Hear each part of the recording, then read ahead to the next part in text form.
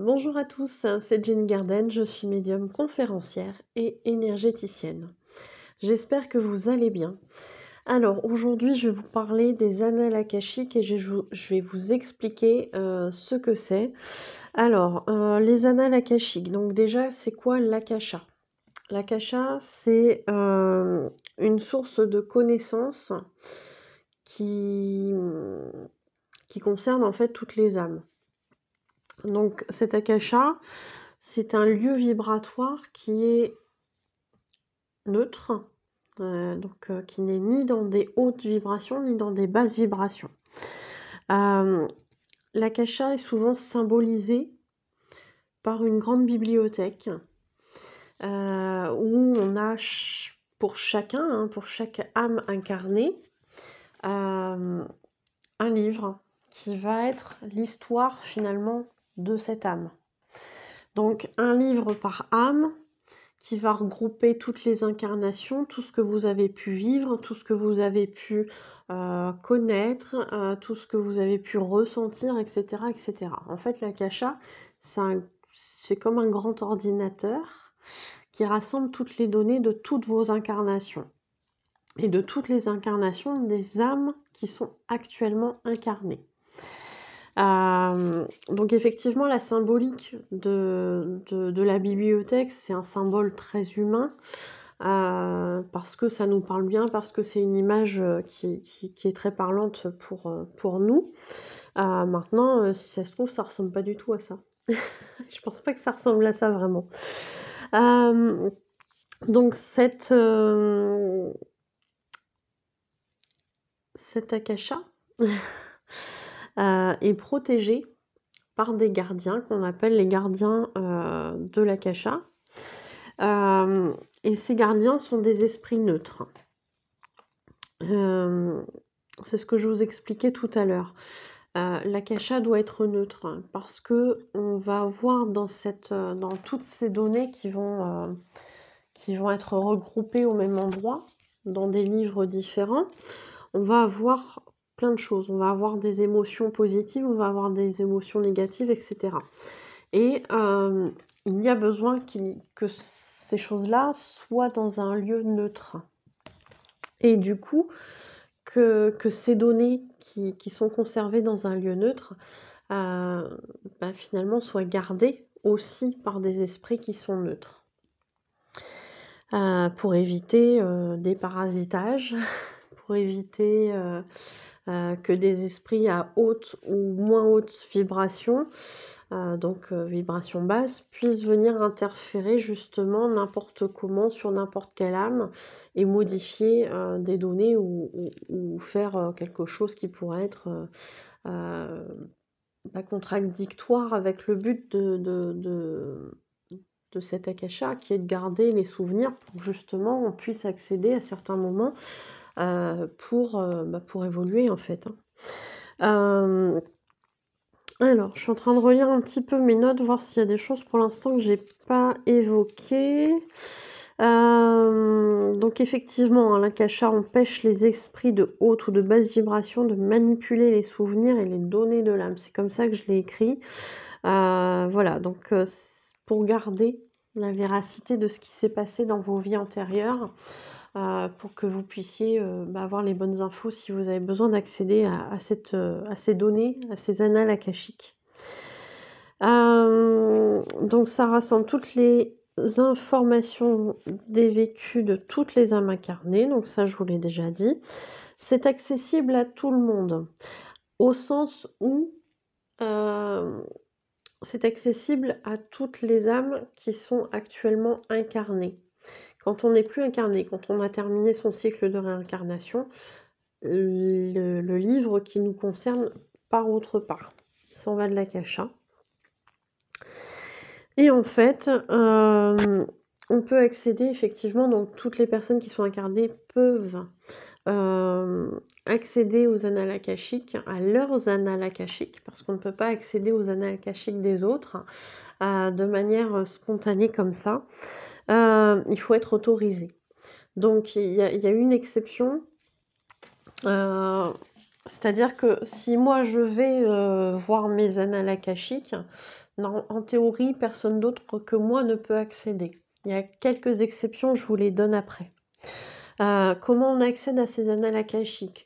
Via les rêves, via l'hypnose, via la méditation ou via l'aide d'un thérapeute. Donc un thérapeute, un médium, voilà, quelqu'un qui a accès via l'aide de vos guides, parce qu'ils ont aussi accès à vos vies antérieures, à vos annales akashiques pour vous aider à vous orienter. Donc, effectivement, moi en tant que médium, je peux accéder à certaines informations pour mes consultants. Bon, pour moi aussi également, mais ça, je dirais, ça reste personnel. Mais pour mes consultants, effectivement, dans un travail que j'appelle le travail de libération des blocages karmiques, je suis amenée régulièrement à aller, enfin, pour ce travail-là, je suis amenée à aller faire une petite balade dans les vies antérieures de mes consultants pour les amener à faire des liens dans tout ce qui s'est passé avant pour qu'ils aient des compréhensions pour pouvoir faire des guérisons dans cette vie actuelle. Guérison dans laquelle je les accompagne bien évidemment.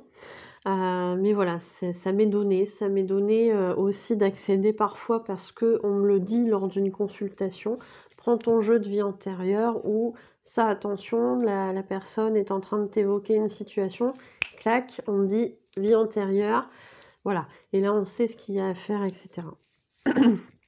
Donc on n'est pas forcément obligé de passer par un travail de libération des blocages karmiques pour avoir une idée de ses vies antérieures. On peut aussi, lors d'une voyance, lors d'un soin, accéder à des choses. Maintenant, c'est beaucoup moins systématique, c'est pas forcément le cas pour tout le monde, et ça, je préfère le dire, vous le dire, hein, et être honnête avec vous. Dans le travail de libération des blocages karmiques, effectivement, on aura accès à ce qui est important pour votre guérison. Donc les gardiens de l'Akasha n'autorisent pas forcément à accéder à chaque fois à vos vies antérieures, à vos annales akashiques. Pourquoi? Parce que si c'est juste du tourisme spirituel, du tourisme de vie antérieure, ils sont pas forcément d'accord avec ça. Pour eux, ça n'a pas d'intérêt, même si pour nous ça peut être sympa. S'il n'y a pas une vocation, s'il n'y a pas un objectif derrière, d'accéder à une forme de guérison, souvent ils vous montreront pas. Donc ça peut être flatteur d'aller se dire: «Allez, j'ai une vie antérieure en tant que», je sais pas, hein, je dis une bêtise, «en tant que noble, que personne très importante», et cetera, et cetera. Pourquoi pas une personne un personnage historique qui est valorisant. Maintenant, c'est pas forcément le cas de tout le monde, vous imaginez bien. Et puis voilà, donc ça a pas grande importance, sauf si ça permet une guérison, si ça permet d'avancer dans votre cheminement actuel. Il n'y a que sous cette condition que les gardiens de l'Akasha vous autoriseront ou autoriseront un thérapeute à qui vous avez demandé d'accéder à vos annales akashiques. Il n'y a que dans ces conditions-là qui vous autoriseront à y aller. Donc,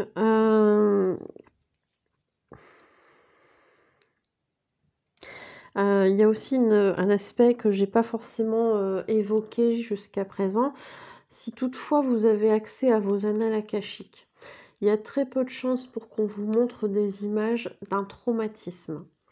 Le but n'étant pas de vous le faire revivre, le but est simplement d'avoir des informations qui vont vous faire avancer. On va pas forcément vous montrer les images. On va pas forcément vous donner certaines informations qui ont lieu pendant un traumatisme. Parce que ça pourrait avoir un effet pire que mieux en fait, hein, sur ce que vous vouliez à ce moment-là travailler. En revanche, il est tout à fait possible dans votre incarnation actuelle d'avoir une réminiscence de vie antérieure où il s'est passé un traumatisme et de revivre cette scène, que ce soit en méditation, que ce soit parce qu'il y a une situation qui se produit dans votre vie actuelle et que ça vous renvoie à ce qui s'était passé dans votre vie antérieure, que ce soit par les rêves, une séance d'hypnose, etc. C'est tout à fait possible d'avoir des réminiscences, mais c'est pas forcément le cas, Ça ne sera jamais le cas dans les annales akashiques. Et là encore, si on vous montre une réminiscence de vie antérieure, c'est qu'il y a quelque chose à travailler, c'est qu'il y a quelque chose à comprendre. Donc, qui a accès effectivement, en dehors de vous, à vos annales akashiques? Il y a vos guides, vos protecteurs, les veilleurs et gardiens du seuil qui sont également autorisés à voir vos annales akashiques, les thérapeutes à qui vous aurez demandé ce genre de travail, si c'est juste pour vous, si ça vous apporte quelque chose de positif, ils auront accès à ça. Donc c'est vraiment pour vous apporter des réponses et pouvoir vous orienter sur votre cheminement. Les annales akashiques, est-ce que c'est réservé qu'aux humains? Non. C'est aussi valable pour les animaux.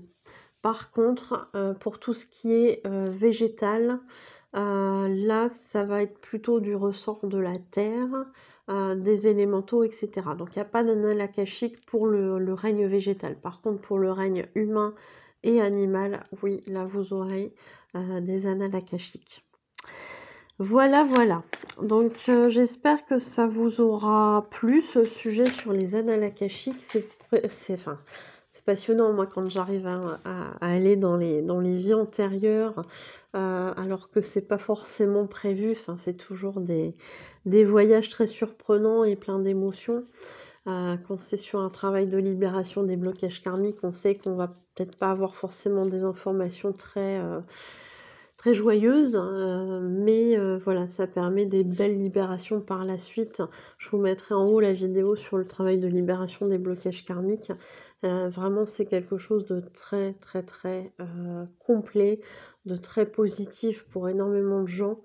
Donc je vous invite, si vous souhaitez le faire, si vous êtes attiré par ce travail de libération des blocages karmiques, à le faire, parce que vous allez apprendre sur vous, sur votre passé, sur ce que vous avez vécu dans les vies antérieures, et ça va tellement prendre un sens par rapport à tout ce qui vous bloque dans votre vie actuelle, que vous allez vous dire: «Bah ouais, OK, je comprends mieux». Et puis, bah, forcément, avec ce travail-là, je corrige tout ça, je permets la libération de cet émotionnel compliqué, et ça va vous permettre d'avancer de nouveau. Donc pour plus de détails, regardez la vidéo sur le travail de libération des blocages karmiques. J'espère que cette vidéo vous aura plu, que ça vous aura aidé. N'hésitez pas à me le montrer par les likes, par les commentaires, par les partages de vidéos, mais aussi par les abonnements à la chaîne. Je vous remercie beaucoup. Merci à tous les abonnés. Merci à tous ceux qui souhaiteront et qui feront surtout un don sur ma cagnotte Lydia.